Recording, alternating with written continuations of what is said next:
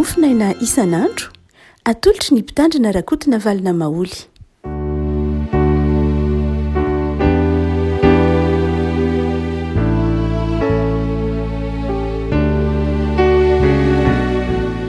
Fanamarabantsika rehefa kitrarety Alarobia fa efatry ny volana Jona ity ny mofinaina izay voalahatra ho antsika dia ny firazan-tsaramassina araka ny Matio toko 10, Matio toko 10 andiny fahaenina amby roapolo ka hatramin'ny faha iraika amby telopolo. Matio toko 10 andiny fahaenina amby roapolo ka hatramin'ny faha iraika amby telopolo vakiny ny anaran'i Jesosy. Ko amin'izany aza matahotra azy ianareo fa tsy misy afenina izay tsy aseho na takona izay tsy ho fantatra. Izay lazaiko aminareo ao amin'ny maizina dia ambarao ao amin'ny mazava azy ireny sofonareo dia torio ao ambony tapitrano. Alaza matahotra izay mamono ny tena nefa tsy mahay mamono ny fanahy, fa aleo matahotra izay mahay mahavery ny fanahy sy ny tena ao amin'ny elo. Tsy vary 5 vety ihany va no vidin'ny tsintsina roa, nefa tsy misy na dia iray akory aza amin'ireny no latsaka amin'ny tany raha tsy avelan'ny renareo, fa na dia ny volondohanareo aza dia voaisa avokoa. Ko aza matahotra fa mihoatra noho ny tsintsina maro ianareo. Ray masina ao manamasinana ny fahamarinana ny teninao no fahamarinana. Amen. Toriteny nataon'i Jesosy ity Matio toko 10 ity, ary toriteny izay anehoan'i Jesosy fa sarotra ny toeran'ny mpino eo anivon'ny fiarahamonina. Miteny izy any amin'ny andininy fa 120 manao hoe indro aho maniraka anareo tahaka ny ondry eo ampovoan'ny ambody, ko endre tahaka ny menarana ary mora tahaka ny voromailala. Toriteny nataon'i Jesosy zany milaza fa tsy hoe mora akory ny fijoroana vavolombelona ny mpino eo anivon'ny fiarahamonina izay masika ary vonona ny amono azy tahaka ny ondry izay halan'ny ambody, tian'ny ambody atao sakafo. Dia io fihetsika atao hoe fihetsika takiana amin'ny mpino manoloana ny fiarahamonina izay tsy tia azy zay no ampahirezin'ny tompon'ny mpino amin'ity Matio toko 10 ity.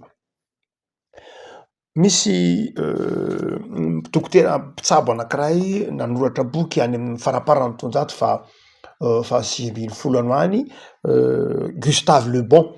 Le boky tokony efa tsy isy amidy intsony fa any amin'ny archive no mety ahitana azy amin'ny archive amin'ny boky tranainy ireny zany.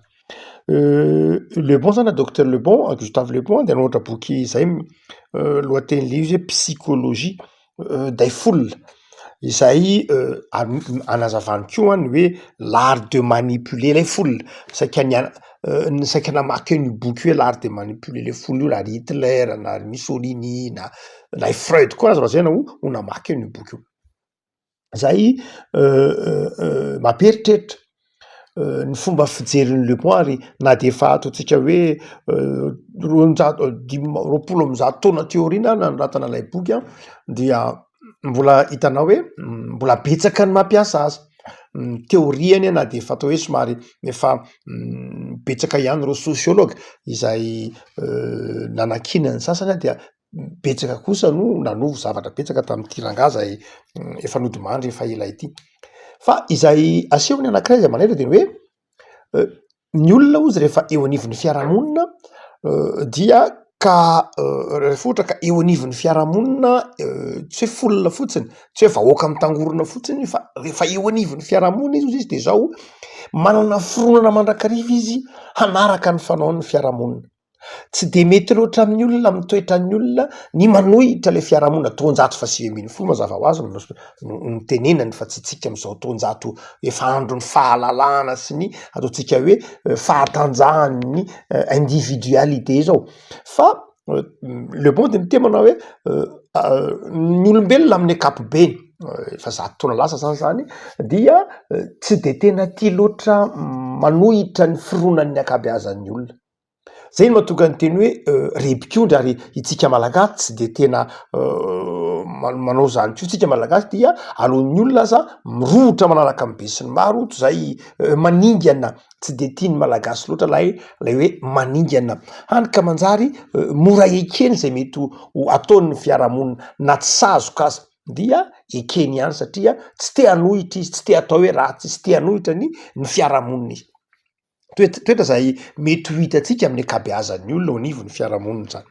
Marina fa efa nivoatra be ihany amin'ny zany toe-tsainy zany nohon'ny ataontsika hoe fanomeza toerana ny lay individu ny hoe ny tsirairay avy de manana safidy malalaka rehefa novoizina ny fahafahana, novoizina ny fahasamihafana, ny ekena ny hevitry ny tsirairay dia lasa manomboka tsy de tena manara-davahana ny tsirairay manoloana ny fiarahamonina saingy raha any ambanivohitra na amin'ny toerana maro dia eto Madagasikara ohatra de mbola sarotra amin'ny olona ny manohatra ny hoe maningana amin'ny fiarahamonina. Andrandray rehefa anatin'ny vahoaka be izy ozy le bon de zao very mihitsy lay individualité, very lay maizy azy, very lay zavatra ijoroany fa lay vahoaka de toy lay vahoaka be dehibe de toy ny olona anankiray miara-misaina zavatra anankiray ary mety hiaraka dala mihitsy na mety hiaraka manimba zavatra na mety hiaraka amin'olona makaty sy makaroa arakarak'izay toe-javatra iainany eo. Amin'ity mofrena zay eto am-pianaranatsika ity de zao tsy eken'ny fiarahamonina ny fihetsiky ny kristianina, tsy eken'ny fiarahamonina ny toetra ny kristianina, tsy eken'ny fiarahamonina ny valeur ny sotoavina foizin'ny kristianina hoy Jesoa. De tahaka ny zanak'ondry eo afovoan'ny ambodidy sika, lay ambodidy izao lay fiarahamonina zay be de be dia tsy ekeny ary misy tsy voatery eken'ny fiarahamonina zany lay maha isika atsika lay maha kristianina ny kristianina. Ndray makitsika fa nresaka nlay boky nosoratan'ny Dostoevsky antsoiny hoe l'idiot hoe ny kristianina nge rehefa tena jereo anatin'ny fiarahamonina de sanatria ohatran'ny adala ho Dostoevsky ny antony de zao aiza koa ny misy olona felahana ny tamaina dia omenaka vy de omena koa ny akavanana, aiza koa ny misy alaina ny akanjonao de omenao koa ny ilany, aiza koa ny misy fahavalo de mbola tiavinao ihany dia ohatry ny adala hoy Dostoevsky ny kristiana anivon'ny fiarahamonina. Ary ny olona ohatr'izany de zao hoy ty boky ity le l'idiot tsy ilain'ny fiarahamonina, tsy tian'ny olona ny olona ohatran'izany. Ary manamarina zany ny teorian'lay filôzofy anankiray saika fantatsika tsy hoe Machiavel matetika resahantsika eto. Machiavel de miteny manao hoe tsy tian'ny olona, tsy tian'ny fiarahamonina ny olona parfait. Raha parfait loatra ianao zany raha tanteraka tsisikany ianao tsy tian'ny fiarahamonina Machiavel, ataon'ny olona ozy olona parfait, tsy tian'ny olona zany.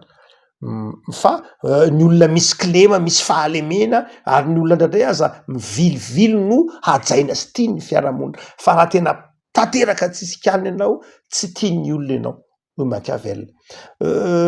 Zany hoe izany mahatonga an'i Jesoa nanafatra hoe tsy ho tian'ny olona ange nareo satria ny toe-tsain'ny fiarahamonina hafa mihitsy. Ny toe-tsain'ny fiarahamonina de zao azakazaka amin'ny gain, azakazaka amin'ny vola, azakazaka amin'ny voninahitra, azakazaka amin'ny faninanana. Ny kristianina koa de tsy mihazakazaka am'zany, tsy mihazakazaka am'zany fa mihazakazaka amin'ny fiainana mandrakizay. Ary io mbola mamarina ny tena teneniny lay filôzofy anankiray antsoina hoe Nietzsche, izy manao hoe ny kristianina nge ozy tsy azo antoka satria manana nationalité anankiroa nationalité eto ambonin'ny tany sy nationalité any an-danitra. Ataonao ao izy ny azo antoka olona tahaka izany ny tongony ety ambonin'ny tany, ny saina any an-danitra. No zany dia tsy azo antoka ny kristianina hoy Nietzsche. Fomba fijeriny zany. Zay ilazana hoe tsy ilain'ny fiarahamonina mihitsy amin'ny fotoana sasany, tsy zakan'ny fiarahamonina ny sotoavina foizan'ny kristianina. Itsika mivoy fahamarinana tsy mety amin'ny olona ny fahamarinana, isika mivoy fitiavana tsy mety amin'ny olona ny fitiavana. Mamaky azy de ny famalifaty, mamaky azy de ny fakahala. Ny fiarahamonina mipino mivoy ny fifamelana, ny fiarahamonina tsy mila an'izany. Ary dia hoalan'ny olona nareo hoy Jesoa. Ary tsy vitany hoe hoalany fa tiany ho atelina, tiany ho potehiny. Ao anatin'izany no mampahirezan'ny tompo andreo lafin-javatra telo ireo hoe aza matahotra. Amin'ilay 5:20 ka hatramin'ny farany 30 zay mofonainao antsika amin'ity andro ity de zao intelo miverina ny aza matahotra. Aza matahotra hoe irery ianao anatin'ny fiarahamonina. Aza matahotra hoe ianao zany ao anatin'ny fiarahamonina io tsy mitovy fomba fijereminao mihitsy le fiarahamonina. Ianao te hiaina, te hizara, te aneo le maha ianao anao zay heverinao hoe tsara nefa le fiarahamonina manohatra an'izay. Dia hoy Jesoa mitranga zay de so zany tsy teneto manao hoe arao ny toetra ny fiarahamonina arao de keo tsy zay fotsy manao hoe aza matahotra de ile tena aza matahotra zao hoe mijoroa ianao ary tsy zavatra tena reto no tsy tokony atahoranao Jesoa aza matahotra ianao fa tsy misy afenina izay tsy aseho zany hoe aza matahotra ianao am'izay mety ho fanendrikendrehan'ny olona anao aza matahotra am'izay mety ho fanaratsian'ny olona anao fa tsy maintsy hiariary ny marina sy ny tsara izay eo aminao raha tsorona de zay zany hoe raha ao anatin'ny fiarahamonina tsika de zao hoendrikendrehan'ny olona ho adala hoendrikendrehan'ny olona ho tsy mieritreritra hoendrikendrehan'ny olona ho manaonao foana hoendrikendrehan'ny olona ho tsy objectif any randray hoe tsy ohatrany tsy mety zany fijerinareo zany sy ny sisa rehetra de hoy Jesoa aza matahotra mihitsy fa tsy maintsy hiariary ny marina tsy maintsy hiariary ny tsara tsy maintsy aseho zany na ho ela na ho aingana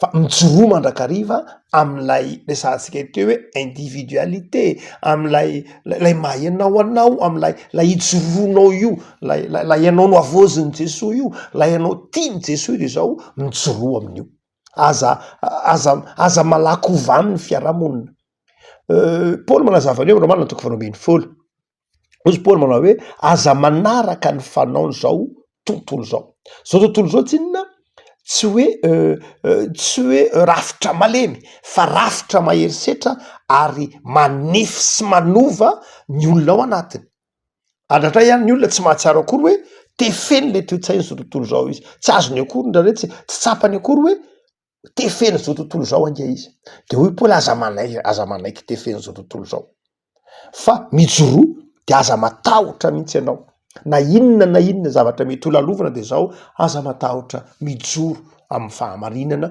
mijoro amin'ny maha ianao anao ho alan'ny olona rehetra dia ho Jesoa anao hoe mijoroa ianao fa tsisy mafina tsy misy afenina zay tsisy ho avy ny andro ampiariarian'ny tompo fa ny anao ny marina ny anao ny tsara ny anao ny mety fa ny faharoa de zao andininy fahavalo amby roapolo aza matahotra zay mamono ny tena rehefa nivon'ny fiarahamonina koa de zao tsy hoe ny hevitro ihany no aratsian'ny olona ny visionao ihany no tsy tian'ny olona ny fomba fijerinao ihany no tian'ny olona fa izao ny fiainanao mihitsy no tadiavy no potehina ny fiainanao mihitsy zany hoe lay ainao aminao mihitsy ndraindray no hopotehiny lay fiarahamonina manambotika an'io tsy voatery hoe mieritreritra izy fa mandeha ho azy ao anatiny fotsiny satria tsy mitovy aminy de tereny de potehany fotsiny zao de hoy Jesoa aza matahotra zay mamono ny tena ndika zany aza matahotra ny amin'ny vatanao ny amin'ny fiainanao fa misy mpiaro ianao aza matahotra fa misy mpiaro ianao aza matahotra fa asehony manao hoe ny tsintsina tahaky ny tsintsina angeo izy 25 zavatra tsisy heviny akory zavatra kely varavety nefa dia tsy misy very eo anatrehan'Andriamanitra omeny tompo toky zany isika eo anivony reny sehatra ijoroantsika vavolombelony reny omalitsika ndresaka ndray maka ny teorian'ny Marx momba ny ataontsika hoe conscience Marx nazava ray maka manao hoe ionge lany andro ianao raha ohatra ka mieritreritra manao hoe anova olona fa ny manodidina azy hovana ny toe-tsainy hovana dia ny manodidina azy hovana dia miova izy rehefa tsaroantsika tsara raha ohatra zao ka misy olona ao anatin'ny tianao adio izy de zao ataovy madio daholo aloha ny manodidina azy fa rehefa madio ny manodidina azy de zao miova ny toe-tsay tsy de voatery ho marina loatra zany satria teoria materialista tsika teo tsy voatery ho marina hitantsika teo Antananarivo volana vitsivitsy lasa zay faritra maro teo Antananarivo na dio mandiovina na dio tsara mihitsy fa izao vetivety kely te dia lotony ny olona verina nalotondray miverina nalotondray satria le ao anatin'le lohan'le olona mihitsy no tsy madio ka nadiovinao aza ny manodidina azy de zao vetivety kely eo de alitony ndray le izy zay no mahatongany hoe tsy de marina loatra ny teoria Marx amin'ny fotoana anankiray fa tsy maintsy miaraka ny hoe tezainao ny sain'le olona de tezainao koa ny manodidina amboarinao koa ny manodidina an'le olona tezainao ny sainy mba adio ary diovinao ny manodidina azy. Raha diovinao ny manodidina azy nefa tsy diovinao i tsy tezainao izy, tsy nampianarinao izy, de zao olo-tony ndray le madio nataonao teo. Ary raha ohatra ka tsy diovinao ny manodidina azy fa ny sainy fotsiny ndray no ampianarinao madio, de zao tsisy akony aminy lay tsy manova an'io madio, tsy hata lay tsony hoe madio. No zany dia eto Jesoa de mampianatra antsika lay toe-panahy manao hoe tsy mora lay fijoroana vavolombelona. Io fiarahamonina io de zao miezaka be mihitsy hanimba lay toe-tsaitsika, hanimba lay fijoroantsika. De hoy Jesoa, aza matahotra mihitsy, aza matahotra ny manova zavatra, aza matahotra ny miatrika zavatra, aza matahotra ny mety hoe imezan'ny olona mihitsy ary. Ndraindray mantsy ny fiarahamonina araky ny fanazavan'lay dokotera sady psychologue raha teo Gustave Le Bon, de ndraindray ny olona matahotra ny atao hoe omezana, matahotra ny okianina. Ka ny olona zay matahotra ny omezana, ny olona zay matahotra ny okianina de tsy afaka mandroso mihitsy ary tsy afaka manova zavatra. Ovan'ny zavatra foana izy fa tsy afaka manova zavatra. Fa ny mpino de zao nitefen'i Jesosy sy ny rahin'i Jesosy ho fanasina sy ho vahazavana. Zany hoe tena ny rahina mihitsy itsika kristianina hanova ny rahina itsika kristiana, hanova ny tsy mety. Toe-panahy ao anatintsika mihitsy zany ny herim-po sy ny herin-tsaina hanova zavatra. Ary izay toe-panahy vonin-kijoro, vonin-kiasa izay mampiavaka ny mpino. Raha tsy zay tsy fanasina sy fahazavana izy.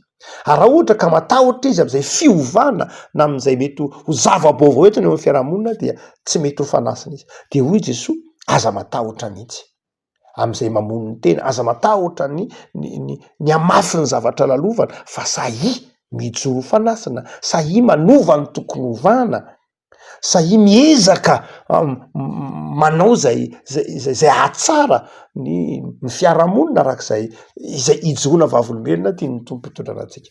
Manala tahotra antsika Jesoa.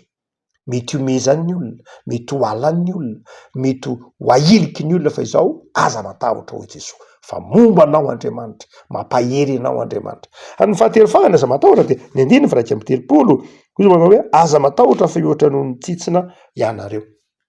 Zany hoe ndraindray dia ataon'ny olona tsinitsinina mihitsy hamaivan'ny olona tahaka ny tsitsina, inona zay nao tsinotsiniavin'ny olona, de matahotra hoe za matahotra ny vingavingaina, matahotra ny tsy asiana hasina, matahotra ny fiarahamonina noho ny herin'ny fiarahamonina noho ny fiarahamonina masika.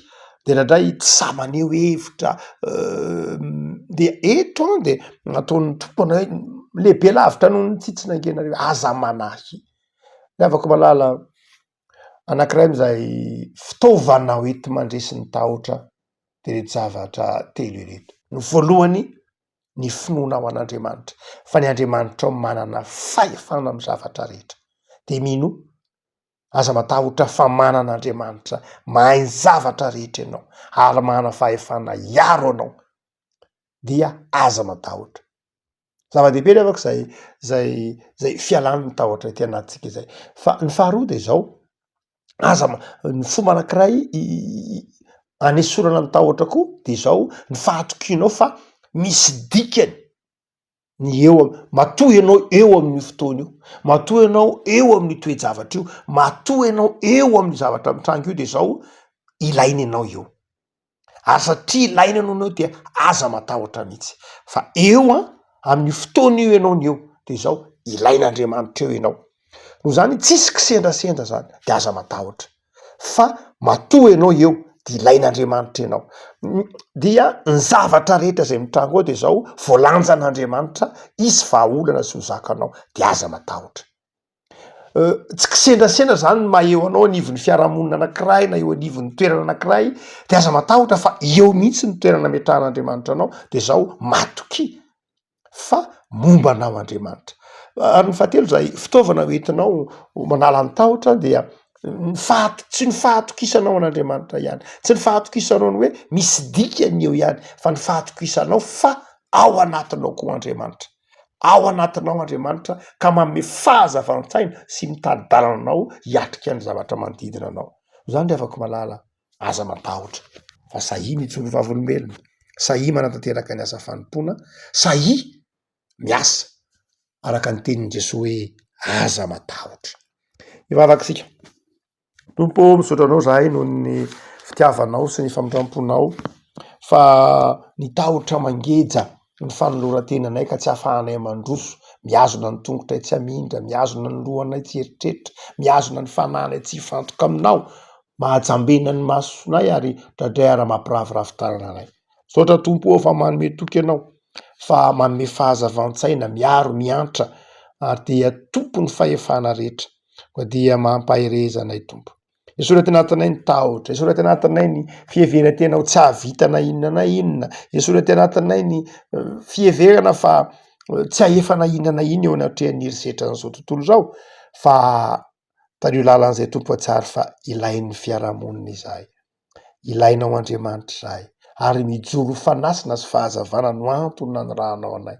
De mamelahany elokay tompo ary mamindrafo aminay tahiny tontolo andronay anio ho tontolo andro ahitany hafiadanana sy fifaliana, tahiny tontolo andronay anio anjakan'ny fahasoavanao Jesoa de mitoera amin'ny mandrakariva.